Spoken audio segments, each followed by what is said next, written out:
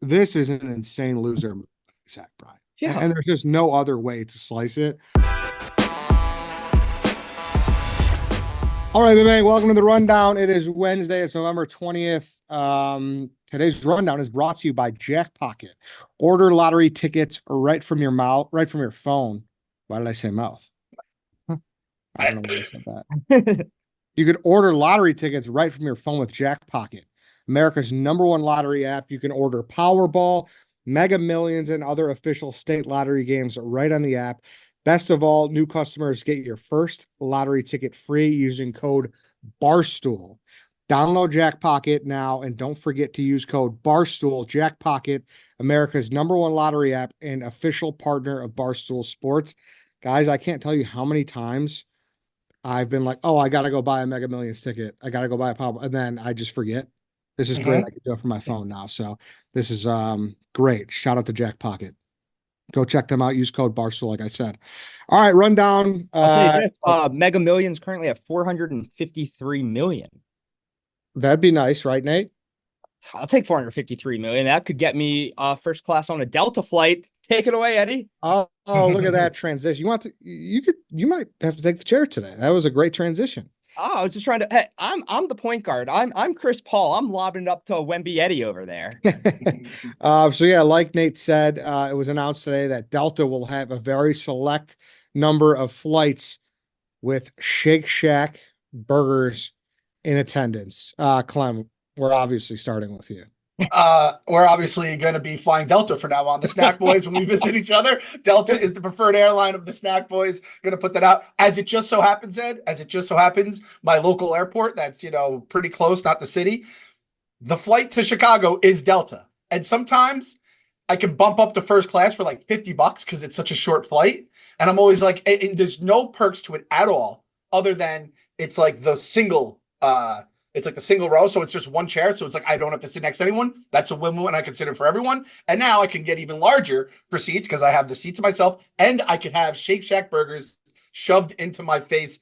It's great on paper, but Eddie, you could already tell, is already kind of like, because he's like select flights and Shake Shack burgers. I can tell my guy Ed is completely sold on this right now. Well, here's my thing, Nate. If you'll let me jump in here. Of course. Yeah. You got to be worried about quality control, right? Like, I think the three of us have taken an Amtrak, and I'd say maybe all of us have ordered that burger. And when they pull that out of the fridge and they throw it into a microwave, a little part of you dies. Dude, Amtrak food is I what's the old cliche? I wouldn't feed it to my dog. It is disgusting. Yeah. And I think we could do guys rock bits forever and just talk about how awesome trains are and how we want high speed rail. I take the train back and forth, DC and New York City back and forth all the time. But man, their food is just hot garbage. Yeah. But like, I don't know how you do it without that, right? But here's the thing. Should I just start flying? So you can get Shake Shack? Yeah, it's like two birds, one stone. It's kind of sick though, because it's like a 40-minute flight, but airports are so much harder than trains. Like train stations, you just walk on. You don't show anybody a ticket. You don't go through security, nothing. But it's a 3.5-hour train. The alternative is if I fly, it's a 40-minute flight, but you have to do TSA and all that other garbage. Yeah. And the thing about the Shack is they still are one of those companies that seems to think that we like the wait and it's part of the charm, because it was the OG New York City people. You guys might have both been in the city at the time. They used to have a camera at Washington Park, where the first Shake Shack was, and you could look to see what the line was like. Yep. And you always you have to wait for those burgers. There's not a way in all the years, like 15 years since that was like the case, that they haven't figured out a way to make faster burgers that still taste fresh. So you can't really eat Shake Shack at the airport unless you're there early and you can kind of just sit back, unwind. If you're kind of in a rush, you can't be like, all right, I'm going to get my Shake Shack and then I'm late to my flight because I was waiting for a burger. So it does do two birds, one stone by giving it to you on the flight though. But I blogged this blog, obviously, as soon as I saw it. I knew I had to be the one to get up on the site. That was my thing. One, we got to make sure these burgers are Shake Shack quality burgers. And I'm talking, I think we could all, I'd say tier 1, tier 2. I don't want to get into a burger conversation. I think they're both on that level, we could say. And then I also was like, you kind of almost need to have the fries too. So at this point, are we just taking off in this Delta airline with a fucking Shake Shack mini kitchen back there? We got to have some griddles. We get ourselves a little a little fryer, and we just let that shit be fresh. Especially now, this is the other problem, that it's first class only right now. So you got to be a fancy boy to be getting your Shake Shack, which I do not like. Because let's be honest, ground beef put between a bun, that was the poor man's food once upon a time, and now the riches are taking it for themselves, and I don't like that either. Is that the same thing with lobster? It used to be for like people in jail and peasants, and then a king ate it and became a. Is that right? And he thought it was like the cockroach of the sea. Yeah, cockroach. Okay, yeah. I'll say this: I've flown first class JetBlue. Maybe I don't know. It was when you can lay down in the seat. I think it was JetBlue, and I thought the food was wonderful. I was shocked how good of the food was on an airplane, and that was it. Just what you just said reminded me, Clem, because I was like, where are they making this? Like, where's the kitchen that they're making this like fresh food, and it has like the Michelin star chef on the little menu they give you. I was blown away by this food. So I think quality control will be up there. But here's the thing, and I don't know why I've never thought of this until November of 2024, but it makes me realize how dumb these airlines are, right? We're always hearing about how they're not making money, they're crying poor, it's expensive to fly, people are complaining. Listen, obviously getting there fast, having no worries about, delays and whatnot is most important. But Americans are so dumb. You could get so much brand loyalty from us if you had brands we like on those planes, right? Like if you told me like, all right, hey, Americans got like Milk Bar cookies. It's like, hey, American and United are the same price. I'm going to go for the milk. Like, why aren't they collabing? Everyone's fucking collabing. And it takes now. This is going to be a slippery slope. We're going to have like Mr. Beast Airlines by next month. We're going to have, like we're gonna have every iShowSpeed cookie on Frontier Airlines by January. It might be a very slippery slope. But but it's so smart by these people want these snacks. People are, all right, hey, you're getting crumble when you go on United. Like that's I don't know why we haven't got there yet. One bite frozen pizzas on Spirit. there we go. I like that. Ed, I'm with you because when Nate said JetBlue, there was a time when you heard JetBlue, your first thought in your head was DirecTV. And exactly. I go, you know what? I don't want to have to fly on Sunday, but I know I got red zone if I'm taking off for that like hour and a half, and that's all I need. And then let's be honest, again, I know me and Ed thought this, and Nate's a snack guy too. I also knew I was getting those blue chips, and they were also in bed early with Frito-Lay. I got the munchie mix, and I was like, JetBlue takes care of me. What does that cost them in like the bottom line? Not a lot. Exactly. What I'm hoping is this causes a full-blown burger wars. Who's Five Guys gonna go with? In-N-Out. Who's like the LA fucking airline that's gonna, try to take In-N-Out burger? And then you're gonna just have these like Chili's is gonna get into the mix. They throw their hat into the ring, right? Exactly. And it's fucking America, baby. This is where we're going, baby. Let's have some fun with this. I mean, Pete Buttigieg is gonna run his presidential campaign of like, I put Five Guys on the plane. Yeah, although it's going to be a new thing for people to complain about. People, obviously, if you get on a plane, at least at one point before our phones were so prevalent, if your TV was broke, it was a nightmare, right? You get on a flight and you expect some Shake Shack. It's like, oh, sorry, like the cook called out sick. It's gonna, the complaint meter might go up a bit. Yeah, they do have the shakes, though. I respect that they had the shakes in the menu. I didn't see that coming. They don't have the fries. They have chips. I imagine fry is a hard thing to perfect. But Eddie, we've talked about this on the dog walk, and let's be honest, offline as well. Those crinkle cuts from Shake Shack are elite. They are fucking elite. So they need to land all this stuff. Even the veggies need to be kind of fresh, right? Like we're gonna pick them off, but I want to pick off fresh veggies at the very least. You know how during pandemic we were raising money for small businesses, and everybody did like you could have auctioned off be in the Snack Boys group chat with me and Eddie for infinite dollars. Like people it would have been the biggest bidding war in history to just be on a food text chain with you two. I would have $5K if I can get like a week. Oh my God. Come out of there dripping in knowledge of the Snap game. Nate, the shit that comes through the pipeline, I'll just be sitting there. We have a shared notes app thing, and I'll just be sitting there. It'll be like midnight, 12:30, and I'll see Clem ads, whatever. I was like, oh, Clem found something he likes. Look, this is from just me and Eddie, the personal chain. I just saw him the Haribo berries, and it's the crunchy ones. They're incredible snack. And this isn't like a new thing. This isn't like, hey, we got to try this for show. This is just a personal. Eddie, have you ever tried these? You got it. They're really good. And that's Yeah, what's put the that in last. your tickler file. You're right. It's a great chat. Next topic here. Shams suggests that the Lakers are holding Bronny James out from road games in the G League because he has a different level of fanfare. Nate, what do you got on Bronny?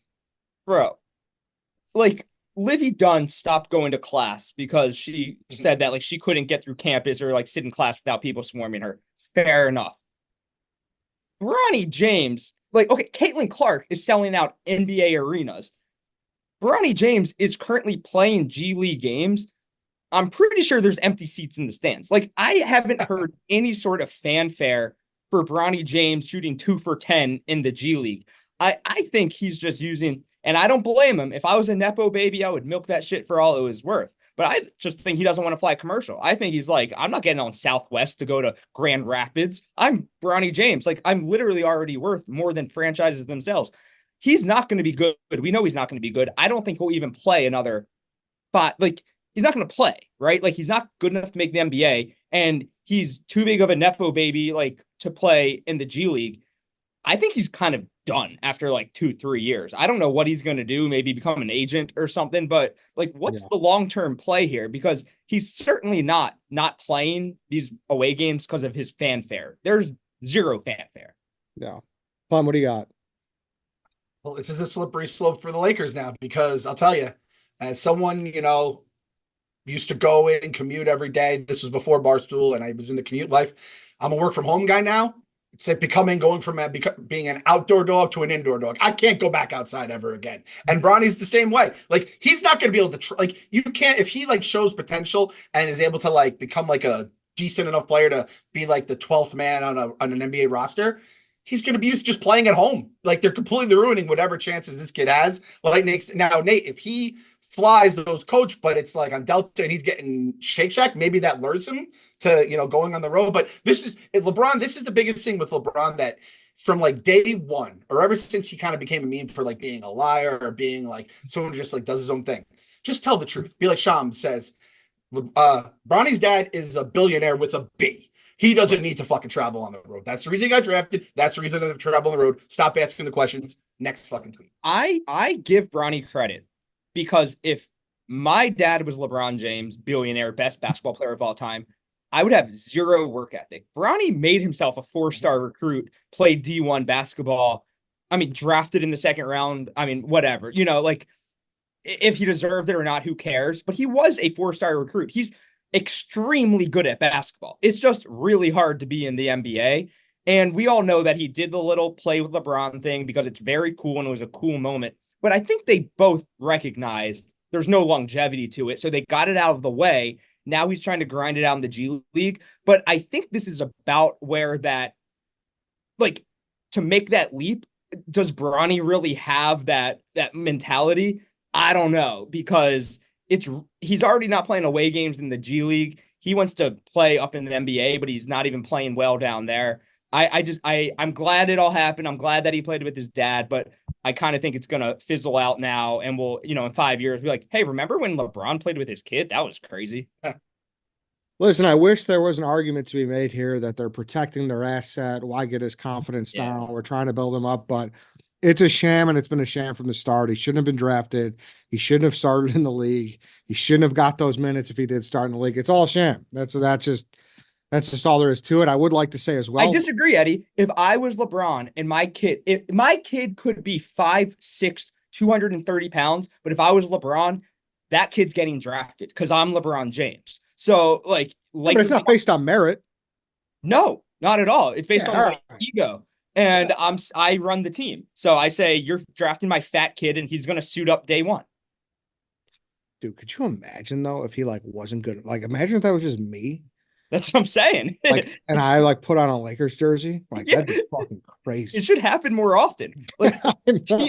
Team owners should be like, yeah, my kid's the 12th guy on the bench. And if we're up or down by 30, he's getting in. And that's how you become my head coach. You agree to my terms. Yeah. Now, when Dave said he wants to be rich enough to own a football team, but he's going to make himself offensive coordinator, and he gets to call the plays. He's like, yeah, I own this son of a bitch. I do whatever I want. Yeah. You're right. Fun fact too, I flew on a United flight one time with Bronny. Oh, Yeah. I heard this recently. I don't know if it was on the, might have been on the rundown. You might have told this, but I Was feel it? like this whole flying thing was like, I definitely heard Oh this. yeah, Might maybe have been I on don't Dog want to Walk, repeat myself then. Yeah. no, I didn't but know that that. was incredible. You said he had like a TV, like a legitimate like film crew following him, right? He was filming. I was in the background eating pork rinds. Now, So it was a let me nice say this experience. though. This does actually work out for the Lakers in one way. If you piss off like a couple G League guys who are probably never going to make the team anyway, not great. But like if you're like, say, Giannis, right? And down the road, maybe he asks for a trade. You're like, well, listen, they'll take all my brothers on the team. If they let Bronny just work from home and play for the G League, they'll take every Antetokounmpo from fucking Greece and just, give him a job somewhere in the organization. That plays well for the Lakers, who have always been like, big game hunters for these stars. They get them and then they keep them. A good point, Clem. That works for Good them. point. I got to give them credit for that. Giannis's brother is still in the Bucks, right? That's a package deal.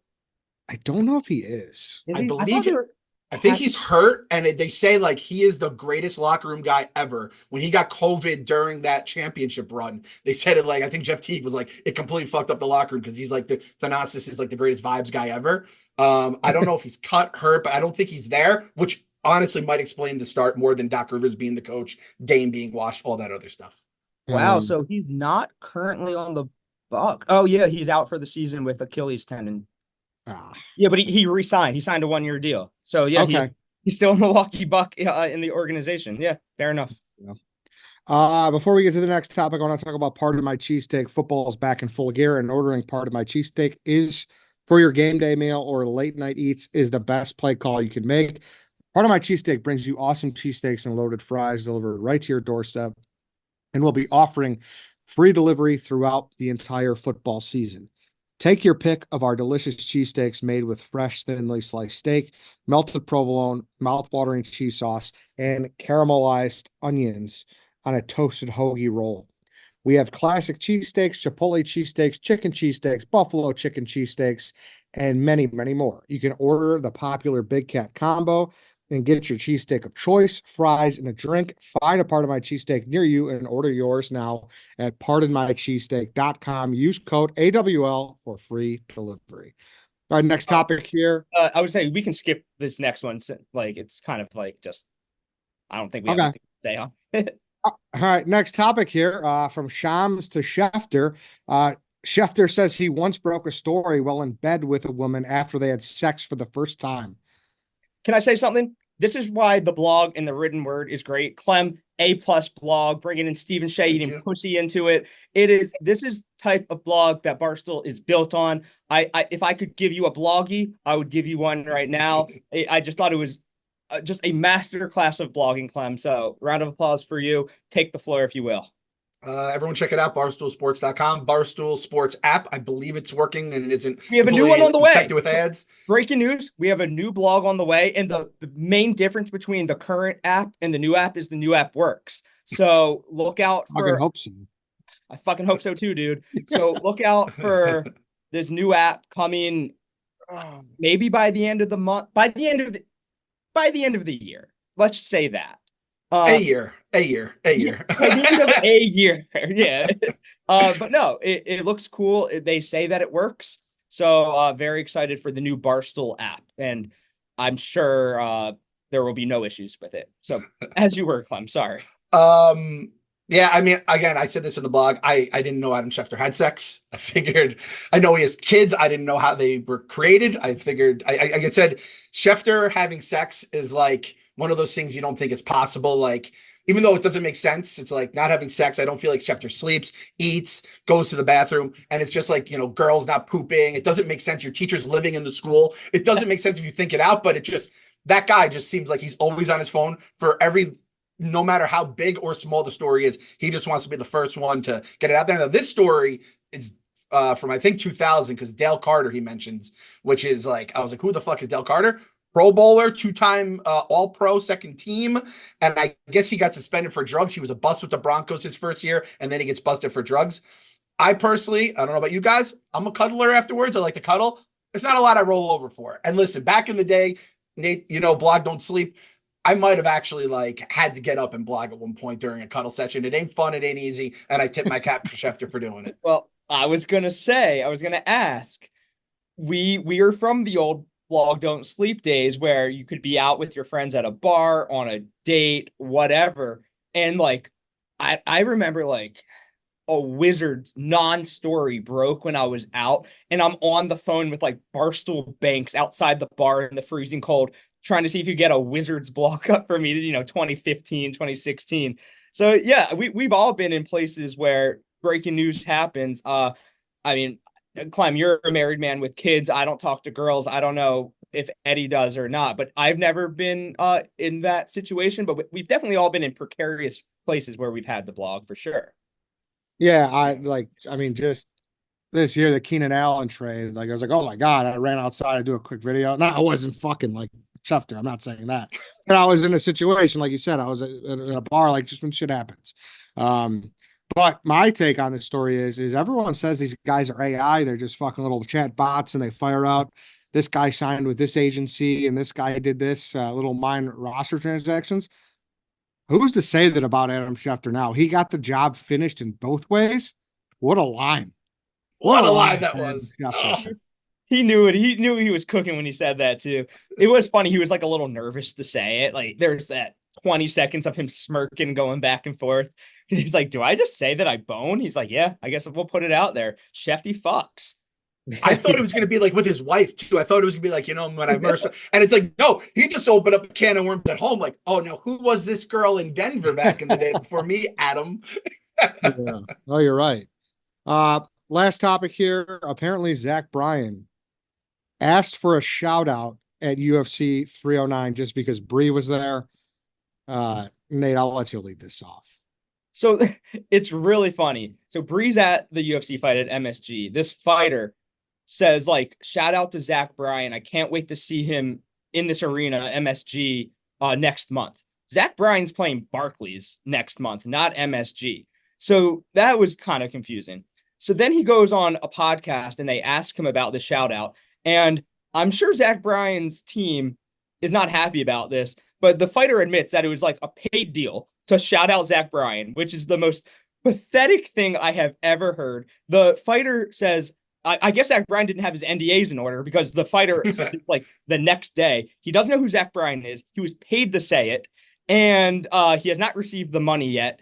And it's just like it's more just Zach Bryan petty smallest man nonsense. Like it really proves that all that stuff is 100% true about Zach Bryan, about just how pathetic of a person he really is, trying to make Bree jealous on national television, after a UFC fight. And the fighter is just laughing about it. He's like, yeah, I don't know who that guy is. He paid me to say it. It's as sad as it gets. Well, I mean, I said it when we brought this up on the rundown last time with Robbie. You fight in a Dave Portnoy fight, you are basically fighting against the Chinese finger trap. And the more you fight, the tighter it grips you until your like fingers rip off. And Zach Bryan's just trying to like catch a win because Dave just keeps dunking on him and making new diss tracks and all this other stuff. And obviously he's trying to embarrass Bree. And the guy is, and now he's fighting against quicksand and he's just keeps going down. The more you fight it, the more you sink. And it all just comes out. And it's like, I didn't know who Zach Bryan was before this whole scandal broke. And now I just know him as the guy who is like the biggest fucking moron on the internet right now. listen, I haven't been following it as closely as probably the general public, but this is an insane loser move by Zach Bryan. Yeah. And there's just no other way to slice it. You know how you get out of this? You just keep making good music because this music's fucking great. And I'm not condoning anything, obviously, but I'm just saying, like, just make music, man. And like people, you're selling out arenas. Like, what the fuck are you doing? It's so weird. The fighter also said that he's a big Morgan Wallen fan, which is what Zach I mean, Bryan was so mad at Bree for singing the chorus of a Morgan Wallen song. And the fighter, and he's like smiling. He probably doesn't know all this backstory, but for him just to throw in that he's actually a Morgan Wallen fan and didn't know who Zach Bryan was just like the cherry on top. This guy's probably going to be our coworker by the end of the day. yeah, probably. It's the new Patty the Batty. Yeah. Wild. Sorry, that's the rundown. You guys, anything after show or After show? Black Friday next Friday. Buy your Barstool merch next Friday. Um, the dog walk this week, there was one of the most egregious vetoes. I will not say what happened, but it's one of the people on the panel made the veto against me in the first round, and it was disgusting. That's the word I've been getting most likely. Disgusting. Is that out? Is that live? Yes, it's live. So check it out on YouTube, Rumble, and all the places. Tell me what it is. Let me be a vote. Nope. I want the people to hear it. I want the people to hear it, Ed. Okay. All right. Well, okay. I'll ask this. Not knowing what it is, do you still stand by it, or are you embarrassed by the veto? I stand by it in the moment because I thought it was a very much different draft. As soon as we got in the arena, everyone was throwing chairs every which way. If it got drafted in a later round, it probably flies because of the way the draft trajected. But in the moment, I was like, that doesn't really fit the spirit of the draft. And Dave agreed with me, which I know usually when he agrees with you, that's not a great endorsement. But regardless, I stand with where it happened in the draft. If it happened later, I probably don't veto it. So is that a fair response, Clem? That's a fair response. I mean, the people in Tiananmen Square didn't think that tank was going to go rogue the way it did, and it did. Yeah. So, hey, it happened, right? And people are on my side, too, about one of my picks that got vetoed, Nate.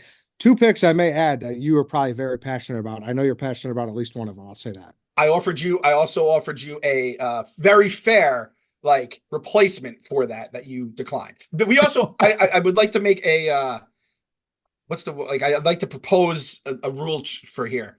If White Sox Dave vetoes something, it's like the opposite of a veto vote. So it's like, you don't want White Sox Dave on your side.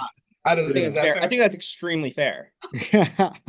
Yeah. So go listen to that. And then I also want to say I had an awesome interview with Pat Bev that airs tomorrow on Dog Walk. So Plug City. That's it. Nice. Clem, My Mom's Basement. My Mom's Basement, still to be recorded. I don't know what the hell we're going to talk about because Penguin's over. But if you're watching Penguin or watch it already, go back. We covered it all. And it just feels good to get a good fucking show that you can recap. Is Dune not the new Sunday night HBO show? It might be. I was waiting to hear the Dune's very heavy for me in terms of all the shit, I don't know. I wasn't into Dune as a kid. I haven't read the books. I haven't done any of that stuff. I just watched the movies, obviously, when they came out, and I liked them. I liked them, but it's heavy. And I was like, I don't know if I can handle this all. So I didn't want to get into the show if it sucked. Cause me and Robbie have about a 20% hit rate on good shows. I was very skeptical. I heard Jeff D'Lo liked it. KFC loved it. And the general vibes and the reviews are pretty good. So if they hit, I think 3, I think we could get into, we'll go back, recap those, and then go forward. But it's I just can't do it blind because that shit is way too, you guys watch Dune, right? It's a lot to take. Yeah. I have a take on Dune. I saw Dune 2 in IMAX because Jeff D'Lo, see it on the biggest screen possible. It was too big of a screen. It was so much going on. You're a How I Met Your Mother guy, Clem. Barney's TV is just his entire wall. And that's how I felt watching Dune. It was so much sand in my face at all time. And I literally had to turn my head to follow the action. I liked it. I didn't love it. I think it's because the screen was literally too big for me. I just couldn't keep up. Oh man, I hope Jeff is watching this and he's just so angry. He's there's no such thing. I told him that. I've told him. Speaking of How I Met Your Mother, I'm rewatching it right now. Great show. Great show. Terrible last season, but if you watch the remade ending that's on YouTube, the original ending or whatever, that makes the entire series great. One of the worst final seasons of TV ever. It is almost, I skip episodes in it, and I don't hate the finale as much as a lot of people hate the finale because I can kind of look at it in life's unpredictable, whatever kind of way. But then him just going to try to fuck Robin immediately is just ridiculous. You also owe us the Ranking Ted's Girlfriends blog that you've been teasing for quite a while. I got to get the list first and then rewatch all the episodes with him. But once that happens, I'm in. Eddie, any TV you're watching? I don't know what that means, but I think you should coincide that with Chris Klemmer's top 100 shows of the 90s. So Klemmer's almost out of a job. He's down to number 6 on his top 100 movies of the 90s, and that's been his job security for the last 2 years. Yeah.